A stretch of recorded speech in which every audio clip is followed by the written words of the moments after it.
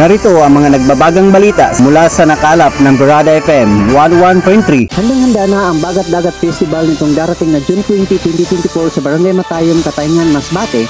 Ayon sa post ng Masbate Provincial Tourism, ay may mga OPM singer at band vocalist na mga inibita ang naturang organizer para magbigay entertainment o magbigay kasiyahan sa mga manonood. Ayon sa mga post ng mga iba't ibang organizer, marami pang mga event ang magaganap sa naturang festival.